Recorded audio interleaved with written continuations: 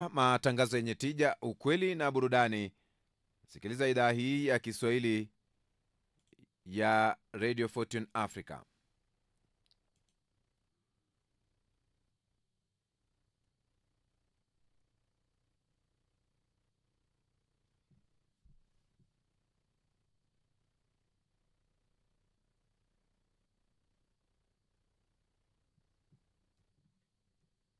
Kwa vipindi bora, matangazo yenye tija, ukweli na burudani, sikiliza idhaa hii ya Kiswahili Radio Fortune Africa, kituo chako kinachokuwa kwa kasi sana duniani.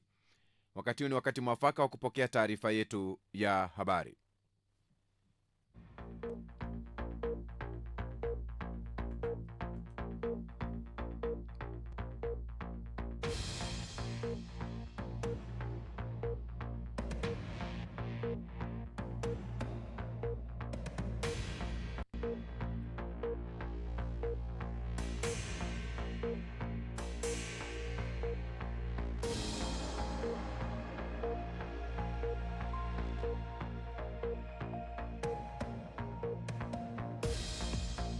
Karibu katika taarifa yetu ya habari Afrika leo asubuhi. Kutoka idhaa hii ya Kiswahili Radio Fortune Africa tumekuandalia mengi, ikiwa ni pamoja na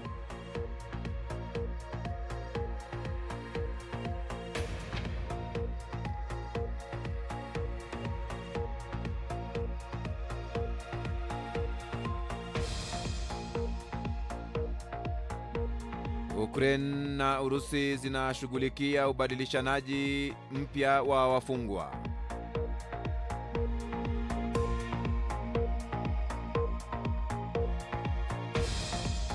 Mazoezi yanaongeza uwezekano wa kupona saratani ya utumbo.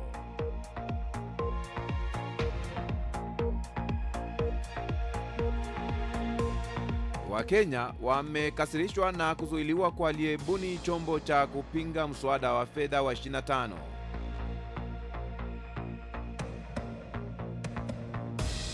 Balozi wa Marekani ashutumu wito wa Ufaransa kutambua serikali ya Palestina.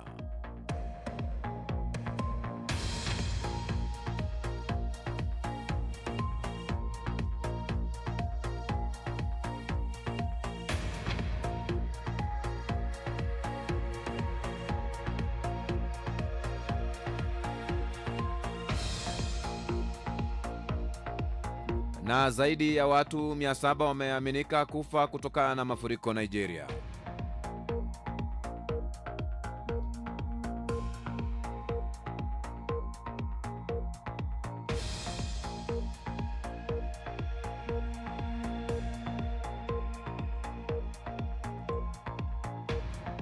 Naam. Natumai ubweri wafyo pote pale ulipo duniani kwa moyo mkunjufu na mikono miwili. Ujambo na karibu kwenye taarifa yetu ya habari kutoka idhaa hii ya Kiswahili ya Radio Fortune Africa. Jina langu ni Kantona Joseph.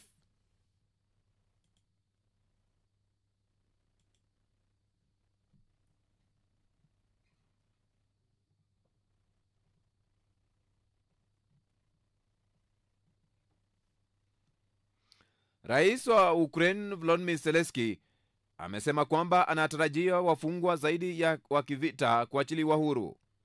Baada ya kumalizika kwa mkutano wa kutafuta amani kati ya Ukraine na Urusi uliofanyika Istanbul, Uturuki, Zelensky amesema Putin hapaswi kuruhusiwa kuamua nani anaweza kujiunga na kutojiunga na NATO kwa sababu hamu yake ya vita itaendelea kuongezeka. Amesisitiza kuwa lengo lao la pamoja linapaswa kuwa kumaliza kabisa hamu ya Urusi kufanya uchokozi. Zelensky amesema NATO inahitajika kutuma ujumbe kuwa Urusi haitapata chochote kutokana na vita hivyo.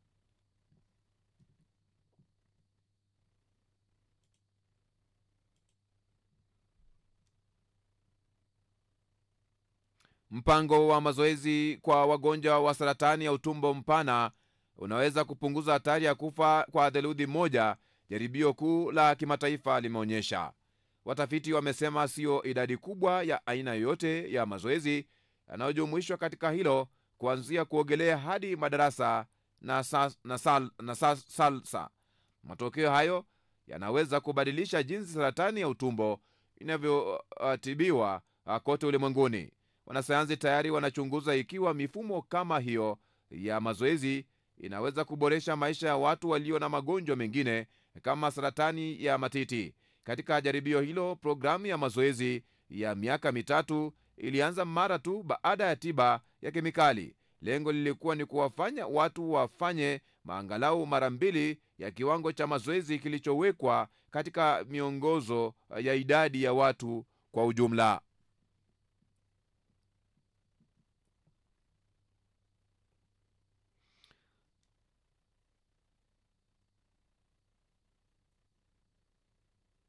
Bilionea Mo Ibrahim, raia wa Uingereza mwenye asili ya Sudan, ambaye wakfu wake hutoa tuzo la viongozi wa Afrika waliostaafu na rekodi nzuri ya uongozi, amewataka viongozi wa Tanzania na Uganda kuacha kuhangaisha wanaharakati na wapinzani. Ibrahim ametoa kauli hiyo jijini Marrakesh nchini Morocco kwenye kongamano la kuhusu uongozi bora barani Afrika inayofadhiliwa na wakfu wake. Namuuliza Rais Samia, tafadhali kuwa na utu kidogo wakati unakabiliana na wapinzani. Sio sawa kwa kile kinawafanyikia baadhi ya wapinzani nchini Tanzania. Kwa Rais Museveni, tafadhali kwa hali zote. Nafikiri Bobi Wine yuko hapa. Tafadhali zungumza naye usikie dhuluma gani wanapitia. Kwa hivyo tunahitaji kusonga mbele pamoja. Poleni sana, kauli hii si ya kirafiki ila ndio ukweli. I'm sorry, it is not a nice statement, but it's the truth.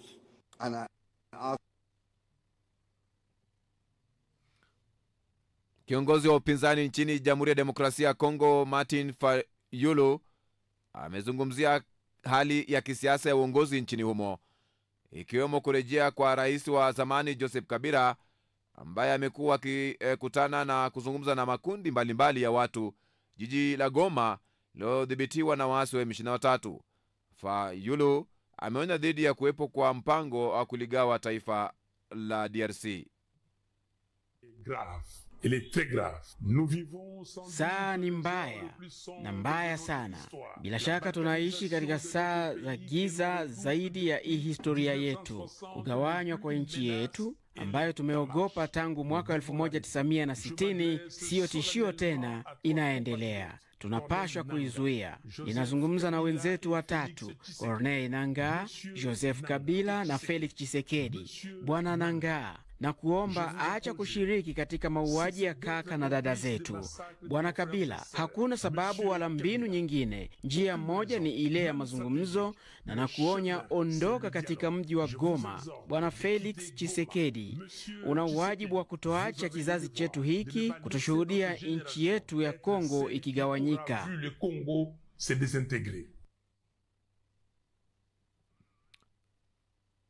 Mwanaharakati wa Uganda Agatha Atuhaire naye amesema aliumizwa kisaikolojia kufuatia mateso ambayo alipitia katika taifa la Tanzania pamoja na Boniface Mwangi.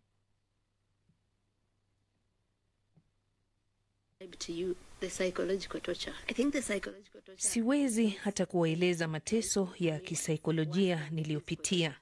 Nafikiri mateso ya kisaikolojia niliyopitia nikisafirishwa ni machungu zaidi kuliko yale niliyopata ya kimwili. Kile nachotaka ni haki. Kusema kweli, sina machungu na wale waliotutesa. Sina haja nao kabisa. Tatizo langu ni wale waliotoa agizo hilo. Tatizo langu ni wewe kusimama na kusema ati walikuja kuleta vurugu hapa kwetu. Sawa, kama unahisi hilo ndilo tatizo, basi nifikishe mahakamani, lakini huwezi kuwa rais kisha unasimama na kutetea utekaji na mateso.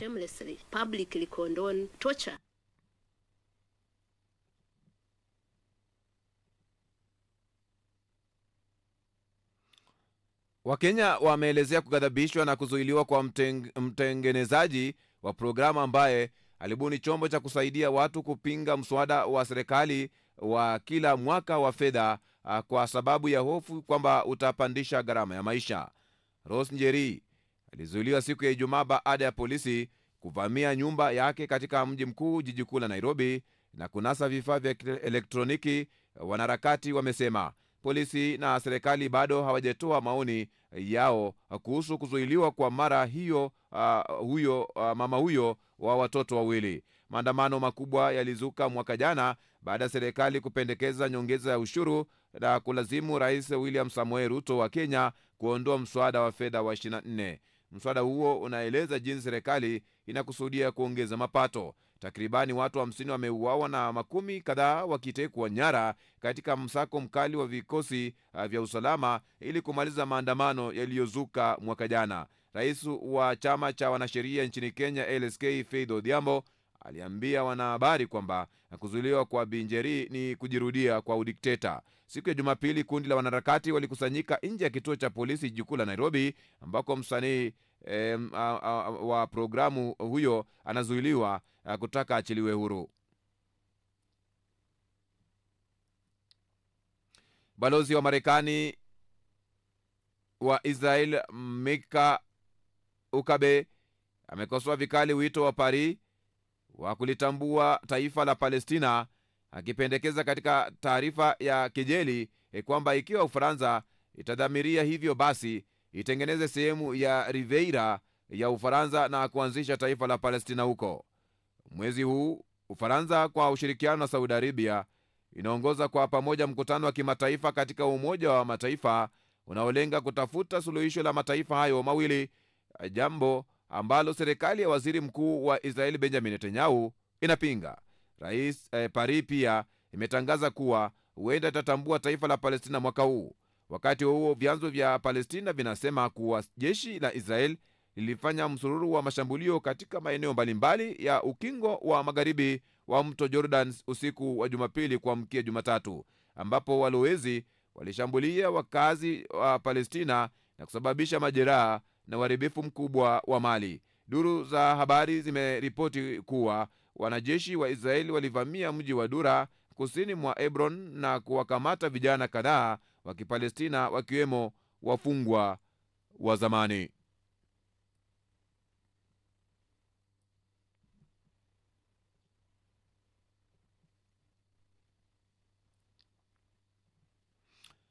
Tukirejelea swala la wanaharakati, ni kwamba mwanaharakati Boniface Mwangi kutoka Kenya amezungumzia mateso na unyanyasaji wanaosema walipitia mikononi mwa maafisa wa usalama waliokamatwa mwezi uliopita jiji kuu la Dar es Salaam walipokwenda kushuhudia kesi ya uhaini inayomkabili kiongozi wa upinzani Tundu Lissu. Akisimulia kwa machozi, mwanaharakati Boniface Mwangi wa Kenya ameelezea namna alivyoning'inizwa akiwa uchi na kunyanyaswa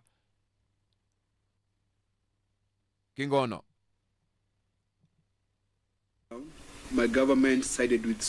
Serikali yangu ilinipuuza. Serikali yangu ilishirikiana na ile ya Rais Samia na kusema tunaingilia siasa za Tanzania. Hatukuwa tunafanya hivyo. Tulienda huko kama wageni na hatukuficha sababu zetu za kuzuru Tanzania. Si mara ya kwanza mimi kwenda Tanzania. Nimewahi pia mtembelea mfungwa mwingine wa kisiasa Freeman Mbowe aliyekuwa mwenyekiti wa Chadema kabla ya Lissu. Nimezuru pia Uganda wakati Bobi Wine alipewa kifungo cha nyumbani na pia wakati Stella Nyanzi alikuwa amekamatwa. Nimefanya hivyo kwa mataifa mengine ya Kiafrika, maana mimi ni Mwafrika na Afrika ni nyumbani. Mili yetu inaweza kuwa na majeraha, lakini nafsi zetu bado zina nguvu.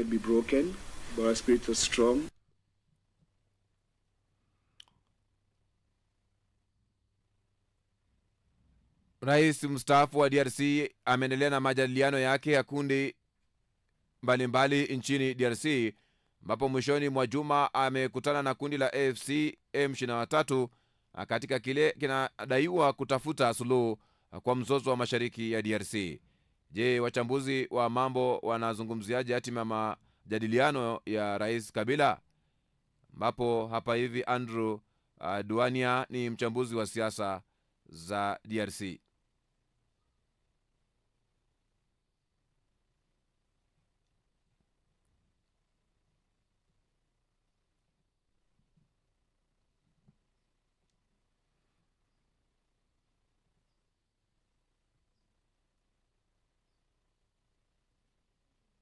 Nchini Tanzania, kesi ya uhaini inayomkabili Tundu Lissu, kiongozi mkuu wa chama kikuu cha upinzani Chadema, imeahirishwa tena hadi tarehe 16 mwezi huu.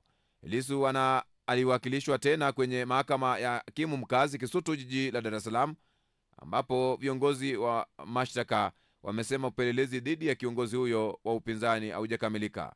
Rugemeleza Nshala ni wakili wa Tundu Lissu. Ilikuwa imepangwa na mahakama kwamba upande wa mashtaka waweze kueleza upelelezi umefikia wapi, kwamba uchunguzi wa kesi umefikia wapi, ili mwisho wa siku ule uchunguzi wa awali uweze kuanza. Sasa upande wa mashtaka wamesema tena kwa mara nyingine kwamba upelelezi bado unaendelea, hujakamilika. Wamesema faili imerudi kwa mkurugenzi wa mashtaka ya jinai wa taifa, na bado huyu ambaye kuna vitu ameagiza vichunguzo zaidi.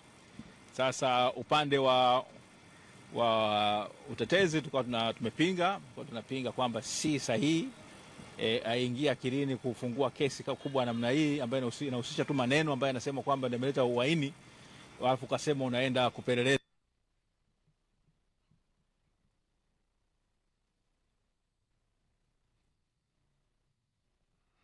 Mgombea wa upinzani kutoka chama cha Kizalendo cha Sheria na Haki nchini Poland, Karol Norek, ametangazwa mshindi wa uchaguzi wa urais uliofanyika hivi karibuni, hatua iliyowavutia viongozi mbalimbali wa Ulaya waliompongeza kwa ushindi huo. Katika ujumbe zao za pongezi, rais wa tume ya Ulaya Ursula von der Leyen na rais wa Ujerumani Frank Walter Steinmeier wameonyesha matumaini ya kushirikiana na uongozi mpya wa Poland, huku wakisisitiza umuhimu wa kuendeleza ushirikiano ndani ya Umoja wa Ulaya. Kwa kupata 50.89% ya kura, ushindi wa Norki unaonekana kama pigo kwa serikali iliyoko madarakani iliyofuata sera za wastani, ambayo imekuwa ikijitahidi kuimarisha nafasi ya Poland kama mshirika imara wa Umoja wa Ulaya.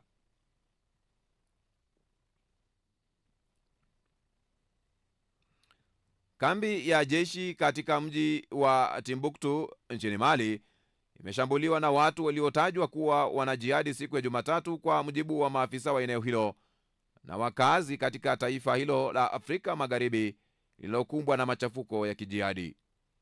I don't ever slow up, no I don't take shit. I got no love for the fakeness. If you wanna play tough and wanna hate this, I'll always show up. I don't ever slow up, no I don't take shit. I got no love for the fakeness. If you wanna play tough and wanna hate this, I'll always show up and make a statement. I don't ever slow up, no I don't take shit. I got no love for the fakeness. If you wanna play tough and wanna hate this, I'll always show up and make a statement. Everything I do so instinctive and so passionate. Every word I move so descriptive like an adjective. I got a vendetta against people who patented being negative when you should be getting after it. I got facts over tracks, this and that. Spitting slow, spitting fast, I could roast, I could gas. Think I'm okay at last, but I don't know if that can erase all the past. And the pettiness, a reflection of the emptiness. Hilarious, you think you're worth my time, you're delirious. Mysterious, because you hide behind a fake exterior. Inferior, you know I'll always be a bit superior. Get off of me, this ain't no humble brag. I want you to hear words, you can say them back. I want you to feel free from the chains at last, and to believe in what you got, it was built to last, yeah. Now that I've been put through hell, I never got anyone's help. I had to do it all myself. I don't ever slow up, no I don't take shit. I got no love for the fakeness. If you wanna play tough and wanna hate this, I'll always show up and make a statement. I don't ever slow up, no I don't take shit. I got no love for the fakeness. If you wanna play tough and wanna hate this, I'll always show up and make a statement. Gonna learn the consequence of being incompetent. Mental health is confidence, dreams and some honestness. I'm not here to save the day, that's for you to take away. I could play a million mind games, but instead I say something not illogical, something that is topical. Rub it on and watch it go, make yourself unstoppable. Dreams are irresponsible, but they're always possible. If you just believe, you could be so remarkable. Thoughts in my head, a collage and they spread. I'll be great one day, going off of my meds. No, I'm not giving up, no, I'm not giving in. I will make it to the top, taking off in the wind. I gotta make it, I'm saving every day to taste it. I'm patient, but my mind, it can hardly take it. I'm chasing a dream that I've had for several ages. A vacant, modern kingdom for the taking. Now that I've been put through hell, I never got anyone's help. I had to do it all myself. I don't ever slow up. Goma, mashariki mwa nchi hiyo, eneo linalodhibitiwa na waasi wa M23, hatua iliyoibua maswali kuhusu hatima ya suluhu la muda mrefu ya mzozo unaoendelea nchini humo. Lakini je, uswaiba wake na M23 una maana ipi na utalete suluhu ya mzozo wa kivita DRC? Ndio swali. Kujibu maswali haya vyema, kumbuka chanzo cha mzozo unaoendelea hivi sasa nchini DRC, hususan eneo la mashariki mwa nchi hiyo. Walifikaje hapa? Baada ya kusitisha harakati zake za miaka ya nyuma, mwishoni mwa mwaka 21, M23 ilianza kuibuka tena na kuendelea na kusonga mbele kimkakati na kupata kasi zaidi ya mwaka wa 2023-24. Mapema mwaka huu waasi wa M23 walisonga mbele na kuchukua udhibiti wa mji wa miwili muhimu, Goma na Bukavu. Takribani watu 8500 wameuawa tangu mapigano yalipoongezeka mwezi Januari, kulingana na serikali ya Kongo. Kulingana na Umoja wa Mataifa, wa Kongo milioni 5.6 ni wakimbizi wa ndani ya DRC na zaidi ya milioni 4 wanatoka katika majimbo ya mashariki mwa Kivu Kusini na Kivu Kaskazini na vilevile eneo la Ituri. Desemba mwaka jana, mazungumzo ya amani yaliyosimamiwa na Angola yalivunjika baada ya Rwanda kuitaka serikali ya DRC kuzungumza moja kwa moja na M23. Licha ya shinikizo la kimataifa kuongezeka, viongozi mjini Kinshasa walikataa kuwa na mazungumzo ya moja kwa moja na waasi. Katika mahojiano na vyombo vya habari, waziri mkuu wa DRC Judith Suminwa Tuluka alisema serikali yake inataka kufanya mazungumzo na nchi jirani ya Rwanda ambayo inaituhumu kuunga mkono M23, tuhuma ambazo Rwanda imekuwa ikizikana. Mwezi Machi, rais wa DRC Felix Tshisekedi na mwenzake wa Rwanda Paul Kagame walitoa wito wa kusitishwa kwa mara moja kwa mapigano mashariki mwa Kongo baada ya kufanya mazungumzo ya moja kwa moja nchini Qatar. Ni vyema kukumbuka kuwa kufika kwa Joseph Kabila eneo la Goma, ni vyema ukumbuke kuwa hii sio mara ya kwanza kwa Joseph Kabila kwenda Goma. Mwezi uliopita Kabila alikwenda Goma. Katika taarifa yake wakati huo, Bwana Kabila alisema kurejea kwake kumechochewa na nia ya kusaidia kutatua mzozo unaozidi kuwa mbaya na kwa taasisi ya kiusalama nchini DRC Congo. Pia liliambia jarida la Kifaransa la Jeune Africain anataka kuchukua jukumu la kutafuta suluhu baada ya miaka 6 ya kuwa nje na mwaka mmoja uhamishoni. Hata hivyo, Tshisekedi alimshutumu Kabila hadharani kwa kuwaunga mkono waasi wa M23 na Alliance Fleuve Congo, muungano wa waasi ambao M23 ni sehemu yake. Kabila amekanusha tuhuma hizo. Ben Redley, mwanauchumi na mwadhiri wa masuala ya kimataifa katika chuo kikuu cha Badha, amesema kwamba Kabila hana uhusiano na waasi. Kurejea kwa Kabila kumezua utata na uongozi wa Kinshasa haujafurahia hatua hiyo. Waziri wa mambo ya nje Therese Kaikwamba Wagner amesema serikali ya Kongo haihitaji mchango wa Kabila kutatua mzozo wa usalama katika eneo la mashariki mwa taifa hilo. Baada ya kurejea kwa bwana Kabila mjini Goma, kinga yake iliondolewa na seneti na mahakama imedumisha uamuzi wa bunge hilo kumshtaki kwa uhaini na kushiriki katika vuguvugu la uasi. Wale walio karibu na Joseph Kabila wamefafanua uhusiano wake na M23 kuwa ni wania ya kutafuta amani, lakini utawala wa Kinshasa unaonekana kukerwa na usuhuba wake na utawala wa waasi wa Goma. Msemaji wa serikali Patrick Muyaya akishutumu kwa kutaka kupigana vita. Je, juhudi za kikanda changamoto kwa ushirikiano wa Kabila na M23? Kabila anaimarisha ushirikiano wa M23 na AFC, huku mataifa ya kikanda 12 Rwanda ikiwemo yakiwa tayari yameshtumu hatua ya waasi hao kuunda utawala sambamba na serikali ya Jamhuri ya Demokrasia ya Kongo, ambao kundi la waasi M23 limeanzisha katika sehemu za nchi hiyo ambayo limeiteka mashariki. Katika azimio la 3 kama ilivyo katika tamko la lenye maazimio 30, washirika wa mkutano huo walilaani unyakuzi wa ardhi na kuanzishwa kwa serikali sambamba na vuguvugu la M23 AFC kwa usaidizi kutoka nje. Nchi hizi pia yatolea kutohifadhi au kulinda watu wote wanaotumiwa na uhalifu wa kivita.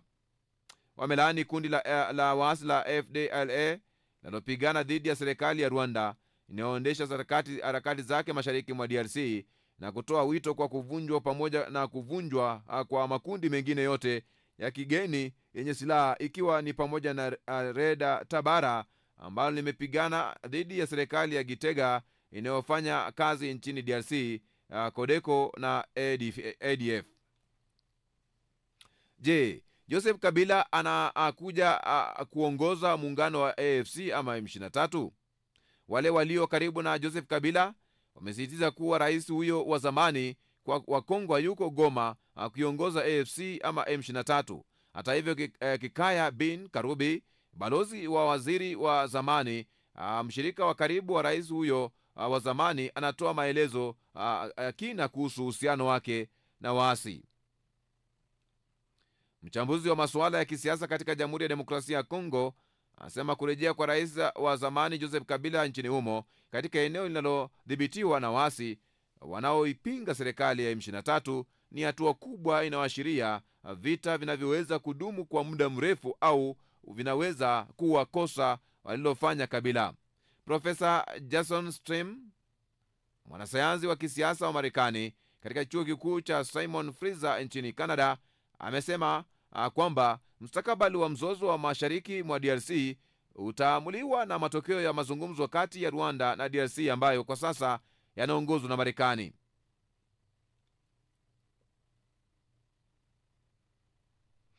Na hicho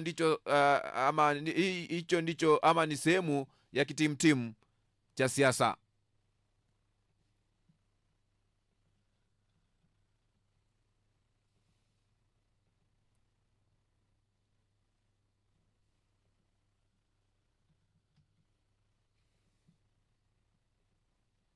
Ni taarifa ya habari kutoka idhaa hii ya Kiswahili Radio Fortune Africa. Ukweli na burudani. Uganda imekuwa mwenyeji wa maujaji kutoka sehemu tofauti duniani.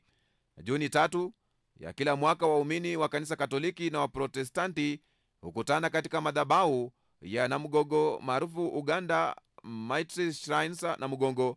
Hapo ndipo hufanyia ibada kila mwaka wakikumbuka Waanglikana 23 na Wakatoliki 22 ambao waliuawa katika miaka ya 1885 na 1887 kwa amri ya mfalme wa Buganda Kabaka Mwanga wa pili.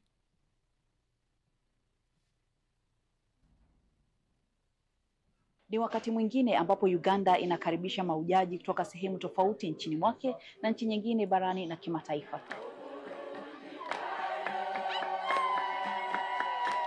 Kila Juni tarehe 3 waumini wa kanisa Katoliki na Waprotestani hukutana katika madhabahu ya Namugongo maarufu Uganda Martyrs Shrine Namugongo. Ipo takriban kilomita 15 kutoka mji mkuu wa Kampala. Hili ni mojawapo ya maeneo makubwa zaidi ya hija ya Kikristo barani Afrika yaliyowekwa kwa ajili ya kuwakumbuka Waanglikani 23 na wengine 22 Katoliki ambao waliuawa kati ya mwaka 1985 na 1987 kwa amri ya mfalme wa Buganda Mwanga wa pili. Maujaji wengi huamua kutembea kutoka maeneo yao hadi Namugongo. Kwa mfano, hawa walikuwa wa kwanza kuwasili tarehe 24 Mei baada ya kutembea zaidi ya kilomita 370. Hawa kutoka Kenya nao walivuka mpaka kwa miguu. Wanaotembea husimamia katika vituo tofauti na kupeana moyo kwa kuimba na maombi. Baadhi ya maujaji walielezea kwamba safari yao pia ni sala ya amani, umoja, uponyaji wa ndani na ukombozi wa familia. Tanzania ni kati ya nchi ambazo huwa na maujaji wengi pia kila mwaka. Misa maalum ulifanywa tarehe mosi mwezi Juni ili kumwenzi Mwalimu Julius Nyerere, rais wa kwanza wa Tanzania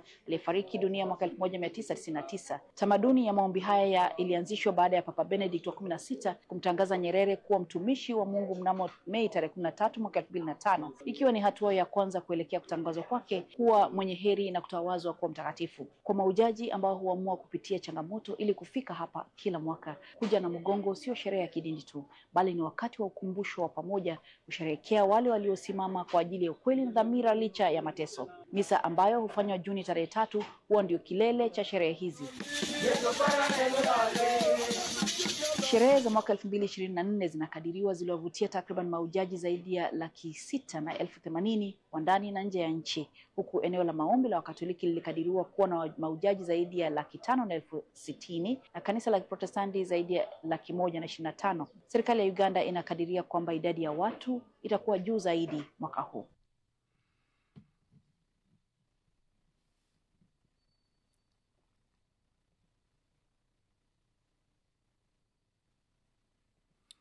Jaji Modibo Sanko wa Mali ndiye rais mpya wa mahakama ya Afrika ya haki ya binadamu na watu. Modibo Sanko anachukua nafasi ya Mtanzania Imani Daudi Abud ambaye amehudumu kati ya mwaka 2023 na 25 kabla ya kuchaguliwa kama rais.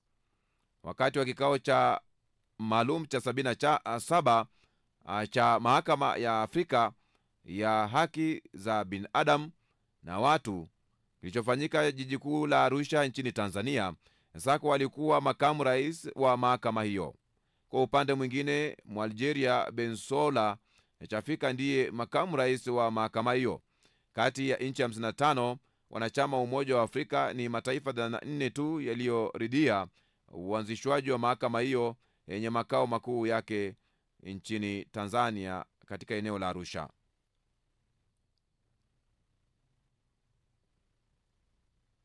Baada ya kuuawa kwa Kimnyole Arap Turukat, wengi waliamini kuwa kazi ya utabiri ilikuwa imekwisha. Hawakujua kuwa ataibuka mtoto wake aitwaye Koitalel Arap Samoei, ambaye atakuja kubeba maono ya baba yake mzazi. Koitalel Arap Samoei, mtume aliyepinga dola ya kibepari. Baada ya kupigwa mawe na kuuawa Kimnyole Arap Turukat, Orkoyot anayeheshimika wa Nandi, wengi waliamini kuwa moto wa unabii ulikuwa umezima.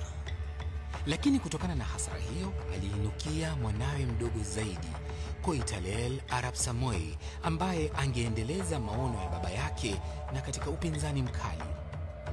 Katika vilima vyenye ukungu vya Nandi, ambapo mababu huzungumza kupitia upepo na moto, Koitalel alikuwa zaidi ya kiongozi, alikuwa nabii. Alizaliwa karibu mwaka 1860 huko Samitu Aldai, na alirithi sio tu cheo cha baba yake, lakini pia maono yake. Aliweza kubashiri ujio wa nyoka nyeusi, reli iliyopasua ardhi ya Nandi kuashiria uvamizi wa kigeni.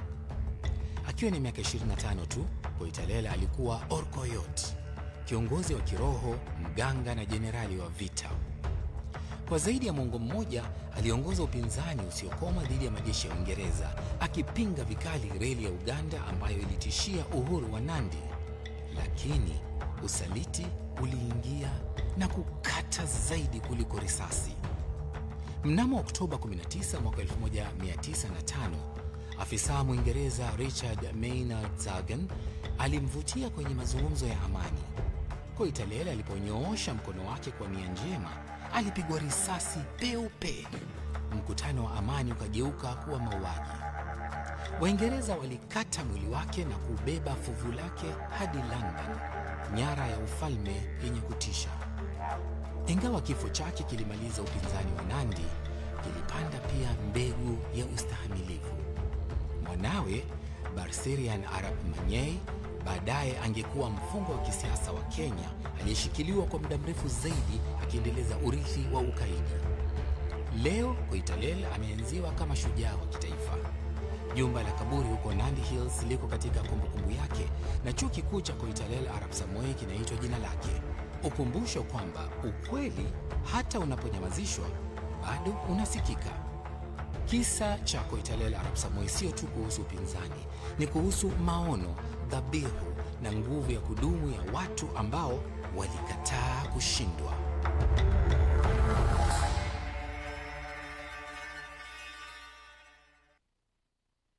Kataa kushindwa, ndio maana ukipambana utaitwa shujaa.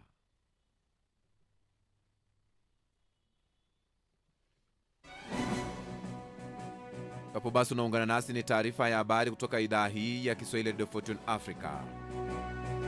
Ukweli na burudani.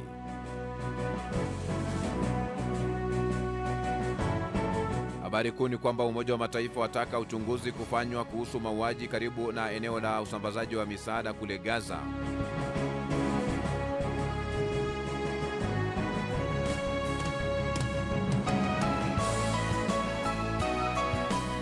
Penzi msikilizaji, tunakuomba simama na kituo hiki kufikia hatua zake za uratibu. Kwenye hatua ya kununua transmitter yenye uwezo wa kurusha matangazo yake mbali na kwa njia nzuri yatakayotanua wigo letu na kuwafikia mamilioni ya watu kwa njia ya FM.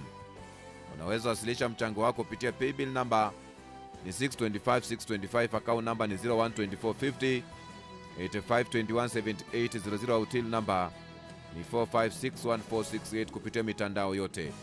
Hii ni idhaa ya Kiswahili Radio Fortune Africa, ukweli na burudani. Mambo yetu, safari yetu, maisha yetu, tamaduni wetu na imani yetu. Sikiliza idhaa hii kwa vipindi bora, matangazo yenye tija, vile vile ukweli na burudani.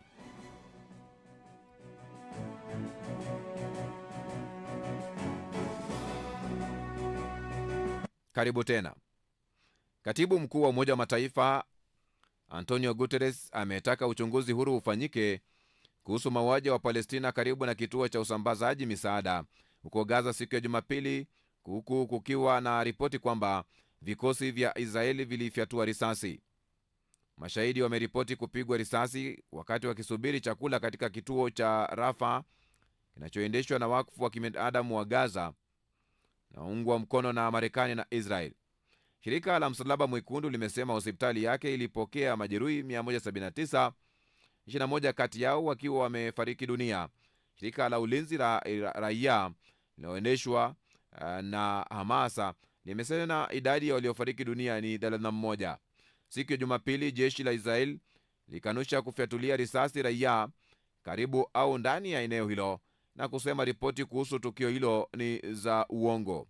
GHF pia limesema ripoti hizo ni uzushi mtupu. Israel hairuhusu mashirika ya habari ya kimataifa kuweza kuingia Gaza na kufanya uhakiki wa kile kinachotokea katika eneo hilo na aliyokufanya kuwa ngumu. Katibu mkuu wa Umoja wa Mataifa Guterres amesema katika taarifa yake siku ya Jumatatu amechukizwa na ripoti za Wapalestina kuuawa na kujeruhiwa wakati wakitafuta msaada huko Gaza jana. Atoa wito kwa uchunguzi wa haraka na huru kuhusu matukio hayo, wahusika waweze kuwajibishwa. Israeli ilianzisha kampeni ya kijeshi huko Gaza kujibu shambulio la Hamas la kuvuka mpaka tarehe 7 Oktoba mwaka 2023, ambapo takribani watu 1200 waliuawa na wengine 251 walichukuliwa mateka. Takribani watu 54470 wameuawa huko Gaza tangu wakati huo, wakiwemo 4201 tangu Israeli ianze tena mashambulio yake mwezi Machi mwaka huu, kulingana na Wizara ya Afya eneo hilo inayoendeshwa na Hamas.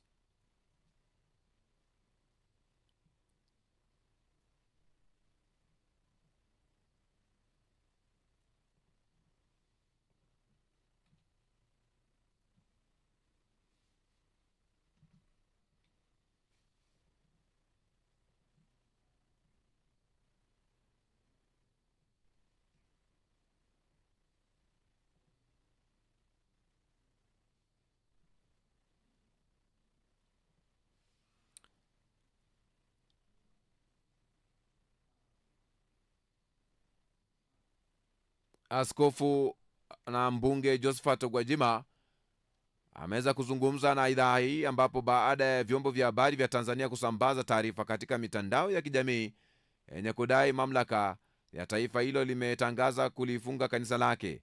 Mjadala huo umezuka ikiwa ni siku moja tu tangu kiongozi huyu wa kidini tangaze msimamo wake na kukemea kile anachokiita vitendo vya utekaji na watu kupotea. Katika barua iliyosambaa mitandaoni ambayo imeshindwa kudhibitisha uhakiki wake, inaeleza sababu ya kufungwa kanisa hilo kuwa na kutuhumiwa kutoa mahubiri yenye mwelekeo wa kisiasa na nia ya kuichonganisha serikali na wananchi.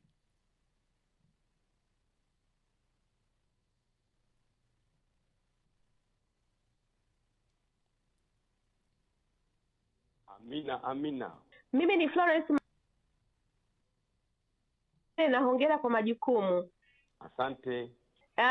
Tumepata taarifa sasa hivi Mheshimiwa Gwajima ya kwamba kanisa lako la Ufufuo na Uzima limefungwa. Je, taarifa hii ni ya kweli? Sina taarifa yoyote mimi mpaka sasa hivi. Taarifa hii imeshasambaa kwenye mitandao ya kijamii ikionyesha kwamba msajili wa asasi za kiraia na asasi za kijamii amefunga kanisa lako la Ufufuo na Uzima. Na mimi naona tu online, sijapata taarifa yoyote. Endapo taarifa hizi zitakuja kwako rasmi, unadhani madhara yatakuwa ni kwa kiasi gani? Acha nisubiri zije, nitawajulisha zikija. Na unadhani kwamba vita hii sasa inakwenda katika mwelekeo gani? Kwa sababu ni kama sasa baada ya mahubiri yako ya jana, maana katika barua hii inaonyesha kwamba kanisa hilo limefungwa baada ya kwamba umeonekana ukitoa mahubiri yenye mwelekeo wa kisiasa na nia ya kuichonganisha serikali na wananchi. Nikipewa taarifa rasmi nitakujulisha. Sasa hivi kanisa bado lipo, kwa hiyo sina taarifa yoyote. Okay, sawa. Pole sana. Asante. Mungu ameshinda na watu wa Tanzania wote wameshinda. Ni sauti yake Josephat Gwajima ambaye ni mbunge na vile vile muasisi na mchungaji askofu katika kanisa lake pale maeneo ya Tanzania.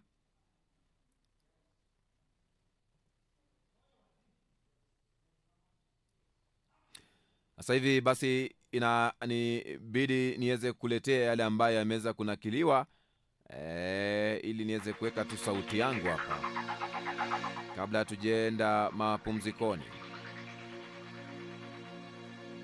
Ana taarifa nyingi tu katika Afrika Leo asubuhi. Hapa asante sana sema kwamba Radio Fortune Africa na wapata mbashara katika matangazo yenu ya Afrika Leo asubuhi. Asante na karibu sana Robo Mchina, fundi simu Mpanda Katavi pale. Asante sana. Naitwa pale Vijaberi Masato pale visio hao maelfu ya wapi Palestina, ebu muwe serious. Asante sana. Sema kwenye taarifa ya Guterres ataka uchunguzi huru wa vifo vya zaidi ya Wapalestina 30 huko Gaza.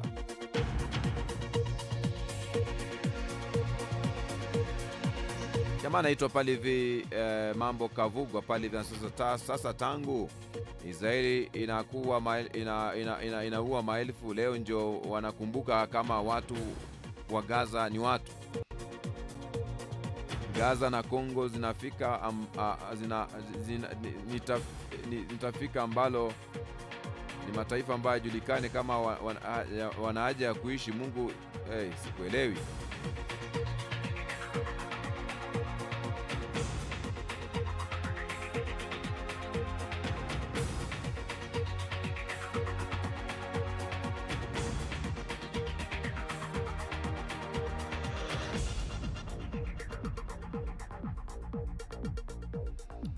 Kwenye swala hili la Gwajima ni kwamba anaitwa mtoa comment maarufu anasema nilitegemea haya na soon tutasikia sio Mtanzania. Nachoona hakuna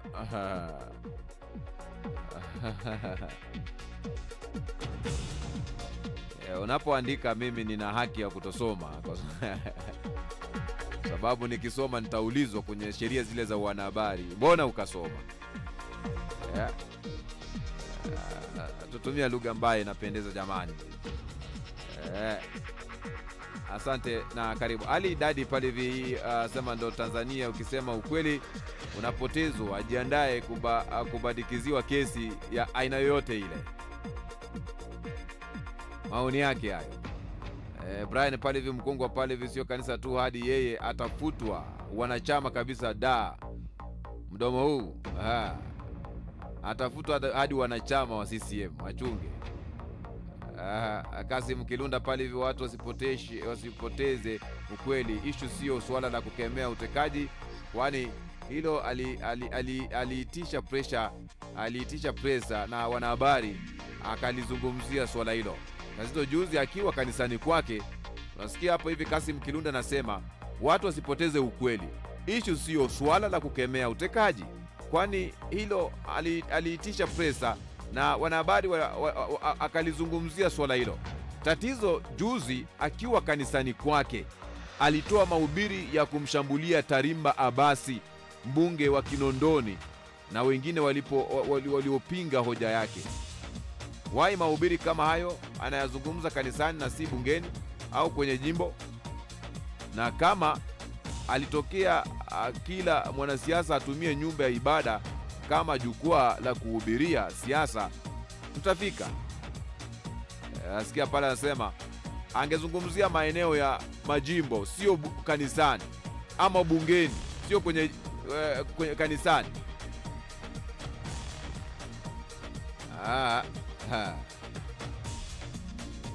Mambo ni kama hayo jamani. Ana Silvena Spande anasema mbona kuomba nchi na viongozi wetu tunatumia madhabahu hayo.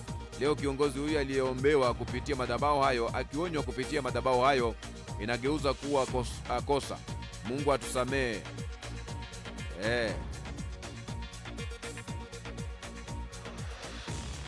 Maoni ambayo yanajitokeza kutokana na serikali ya Tanzania daiwa kulifuta kanisa la Gwajima, na umemsikiza hapo hivi mwenyewe akiweza kudadavua pasipo kuchakachua kwamba hajapokea barua rasmi, anasubiria ndiye aweze kuzungumza. Wanaharakati wa Kenya na Uganda wadai walinyanyaswa kingono kizuizini Tanzania. Ndio masuala ambayo yanajitokeza, ambapo Ali Chikolo pale hivi huyo mwanaume naye kapigwa. Sema pale Pascal Timi Tagato pale hivi, acha waendelee kucheza bongo movie hizo. Sijawahi ona mwanaume mwenye akili timamu tena ana mke na watoto akasema alisukumwa.